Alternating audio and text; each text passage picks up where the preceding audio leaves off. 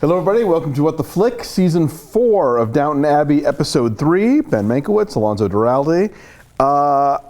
Perhaps the singular most upsetting moment of this entire program up until now happens this episode. Had death and war and loss more than a few times, but this was a terrible, terrible scene done, dramatically effectively. I thought, but Anna, one of the most beloved characters on the show, gets assaulted, is raped basically by another servant from a visiting, Abbey aristocrats. right. And as we were talking before, a lot of times in situations, dramatic situations like this on other shows or in films, the reason that the victim has for not coming forward might seem kind of contrived, but this is actually very dramatically plausible. One, she knows that if Bates finds out, he'll kill the guy, and this time he'll go to prison forever because he's already, had his brush with the law and being in jail. And the police already think he's a murderer who got away with it. Exactly. Right. And then secondly, it's 1922, and so I'm sure there's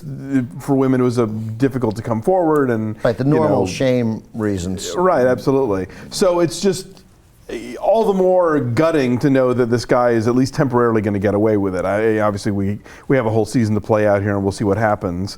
And I think the character's not going anywhere because he's the servant to Lord Gillingham, played by Tom Cullen from Weekend, who's being introduced as Lady Mary's possible new love interest. And so he's his butler, and Anna is Lady Mary's. They're going to be in close quarters. Together. So that's obviously going to be a main, if not the main, sort of storyline this year. So effective for what's her Joanne Froggatt. Froggatt.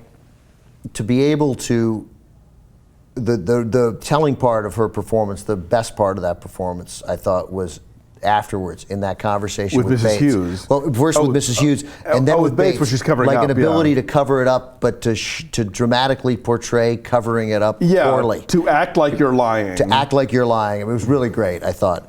And then the pleading with Mrs. Hughes to understand why this can't happen. And I didn't think they'd go. I thought we were going to get a fairly, because Downton can be fairly standard at times. Like you thought he was gonna sort of come at her, and then somebody else would. There's a lot of people walk in at inopportune moments on this show. Everything's overheard. Mrs. Pat Morgan, somebody's gonna come in, but no, everybody's upstairs listening to Karita Kanawa sing. She can't hear her scream. Yeah. I mean, so that surprised me. I thought it was handled extremely well, and I'm incredibly interested. And now that you have this sort of well of sympathy for Anna, who, as you said, is just sort of one of the few completely well-adjusted characters on the show. Right. She's the best in everyone, but not foolishly when right. So, it couldn't happen to a worse person in that sense. And obviously her romance with Bates has been one of the sort of pleasing ongoing things in the show too, so it just makes it all the more painful. Yeah, and when this criminal says to her, don't believe that old guy is giving you what you need, or whatever British way you have of saying that, she has no interest in defending Bates, because I don't think she thinks he needs defending. Sure. She just simply says, no, what are you talking about? He's awesome. Yeah. Bates, come on. He's Bates. He's the best. It couldn't have made me more happy. Yeah. So I loved that. And we were talking before we started here that Isabel, Matthew's mother. Yes. What's her name? Penelope Wilton. Penelope Wilton. I mean, God damn, she's good. Oh, yeah. That is just there's so many, obviously Maggie Smith, but there's so many professional actors here. And her grief is so believable, so identifiable, and so subtle. And again, somebody playing something difficult, which is somebody grieving, trying so hard to convince other people that you're okay and you don't. And it's not even just. It's like there are levels of this sort of thing, and it's not just that she's grief-stricken. She's grief-stricken in a way that basically says, "My life is over now. Right. I have nothing left. My husband is gone. My son is gone. I'm an old woman. I will never marry again. I will never have children again. That's it. I'm done." And that was more in those first two episodes. This episode, I thought, had it as a different level, which is, okay, you guys have convinced me to some extent, first of all, with helping the guy who needed help. Right. She took that on in the first two episodes. And then here it's, come socialize with us. Matthew wouldn't want you to live like a hermit in your house. And that wonderful and painful line of, every time I smile, every time I laugh, I feel like I'm forgetting him, which I took also as this sign of betrayal. Like that Sure. really is the life going on. The big tasks are easier to explain.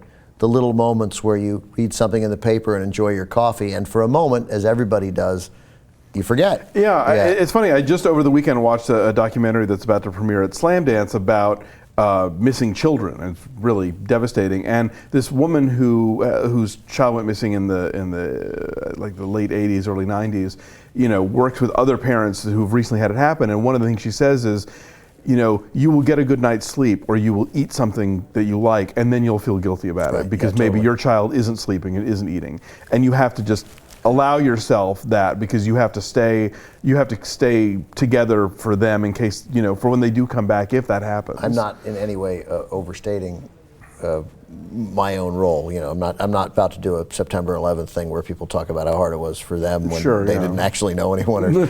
But I felt that when my dog died last April, and that very quickly when Rookie was gone, I'd have these moments of how can I, it's been only 9 days and here I am out with Lee and laughing, how dare I?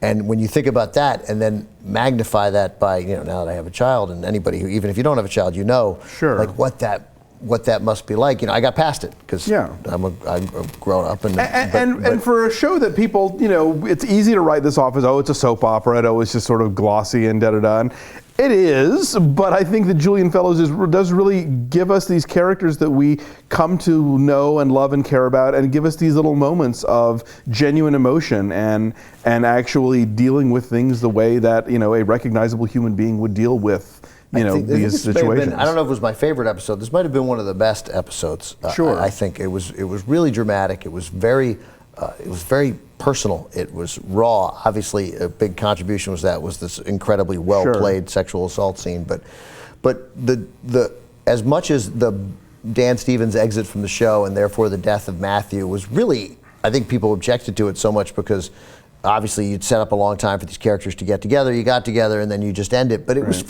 I thought it was fairly bumbling, his death.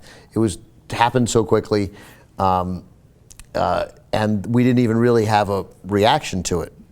So we had to react because we couldn't even really get the characters reacting. Right. And then now, this season, 6 months later, incredibly effective in how they're dealing with loss. Well, and I think in a way, actually, giving us that gap was a smart move, because if you remember, this show started with the death of the heir, sinking in the Titanic, and going through all that stuff in the morning and the reactions and everything. So I think if it would have been repetitive to do that again. Yes. Because you'll recall that heir was supposed to marry Mary as well. So I think skipping it and going to 6 months later, it was effective dramatically and conveyed just as much of the pain and loss. And it was pointed out to me that plum is the half mourning color. Is that right? Yes. Oh, wow. So that's what Lady Mary's doing. I don't have anybody in my life who could do that. I do. Also, this episode we get once again Lord Grantham, fucking idiot. What a moron. Upper class twit gets taken by the card sharp, and thanks to Edith's boyfriend, who comes in and saves the day, and gives everybody their IOUs back. Yeah. But the second Lord Grantham says, "Oh, I can take care of it. It's not a problem. Oh, trouble is going to happen. Huge trouble coming. Yeah. What a moron, this guy. It's so clueless. I mean, so he's clueless about the card game, totally clueless about they get the world-renowned opera singer to come sing with him, and and he's listening to Carson. Because he's, he doesn't think about what his wife is going to think of this. Of course we treat her like a servant. His wife was so excited for this. You spent all this money on her. Right. Part of that is going to be have dinner with her. Let people talk to her and get to meet her.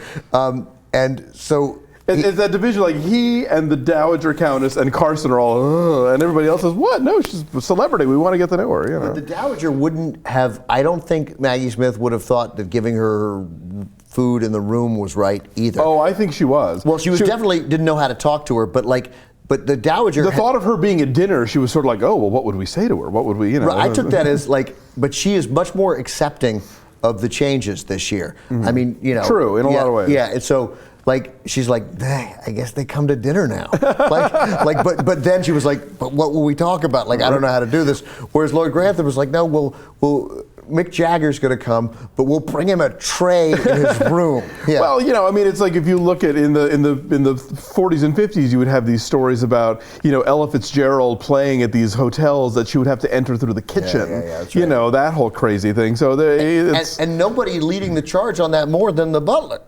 But he is so steeped in proper, correct, old school kind of things, and it's everybody else who has to sort of kick him into the 20th century. And he has that basically. wonderful conversation with Mrs. Hughes at the beginning, where they talk about this other person who's visiting, but now lives in a north of the park. Right, lives in a small little house north of the park. It's a tragedy. Like I don't even know why Lady Grantham wants her here, and Mrs. Hughes is like, hey man, maybe they're friends. Maybe they're friends, and like it's not a reflection of her character that she has to live in a small house north of the park. And he goes, but still, And then Mrs. Hughes is like, hey, Carson. But that said, we brought it up here before, Mrs. Hughes and Carson, like wouldn't that be lovely? Even if they just hold hands. I don't know. Carson would think it was somehow.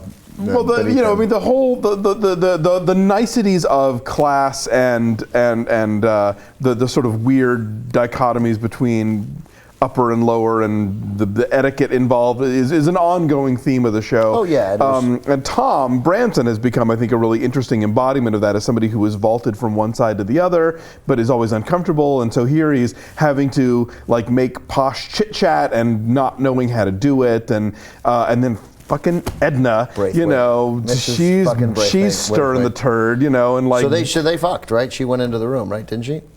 I thought this is what happened. Yeah, but it must be. She went in the room. We didn't get to see it, but we didn't really see her. It's like, leave him alone. Let him be the widow and let him like make his way in this world, because he's doing a great job with the estate. He is, and he said such a nice thing, like I'm walking a very tight line here. Please give me a break. And she's like, I thought we wished me ill. And he was like, no, of course not. I want you only to discuss in the world, but this is tough enough without us.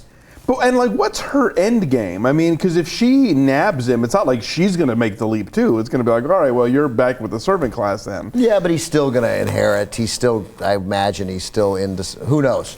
Maybe young baby Sybil is inheriting everything, and not him at all. Right. I don't know. It's so it's just so that's a tension. I thought the Dowager was going to help him a little bit, and still may. Like I thought that was set up a little bit, because she gave him a very nice look when he helped with Isabel's grieving. Right. And I had this sense that at his moment of I don't belong here, she is going to say, you in her way, you've done wonderful things for us. Yeah, she's very much come around with him, and I think a lot of what we're getting out of the Dowager this season isn't necessarily. I mean, some of it might be a certain softening, but I think also because a lot of what we're dealing with is about loss, about Isabel's loss and Mary's loss and Tom's loss. She is a widow, and she is an elderly widow, and so I think she has some compassion and some wisdom to share, and I think that as starchy and repressed and things have to be done a certain way as she can certainly be, I think she also knows how to be empathetic about people who have had loss and who are making their way without their partner. She has become a much more interesting character. Definitely. Her begrudging acceptance of it, is not so much grudging acceptance, but her reluctant acceptance of it, as opposed to the Lord Grantham, who still doesn't get it, still misses it,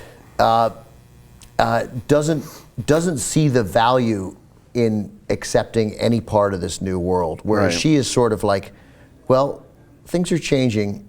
Is there a way I should start thinking differently? It's like he needs to be told every day.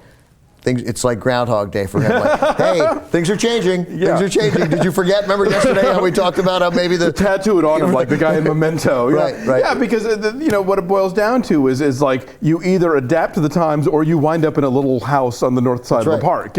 And so if he doesn't watch it, like he's come so close to blowing it so many times now. And so, I hope, I'm really curious to see how this final throwdown with Mary over the tax thing goes, and sort of allowing her to have a voice in all this, But I'm glad Mary is going to, whatever. Her meeting someone is good. Yes, yeah. Even if his servant is an awful, awful person. Right. Well, and of course that may be that's what will do. That is what will keep them apart, at least temporarily. That'll be the friction. There's a lot of there's things in the making here. So it'll be very interesting to see how these early 1920s Brits respond when Anna, I assume, finally speaks when it comes out. Because that's, I'm sure, such a unspoken of topic for the period. Right. Like what did will Lord Grantham will certainly say at some point to someone, probably to Bates, could Anna have let him on in some way? Yes, totally. Right. Look at what she was wearing. Right. That maid's uniform. Right. And Bates will be like holding me like, motherfucker. I'm pretty sure he didn't. I'm sure. not going to kill you now. Anyway, I thought really 2 hours was too much for me in the first episode. That was the last week was a lot of cake. But this was just the right amount. This was good stuff. Good stuff. We'll see you next week. Thanks.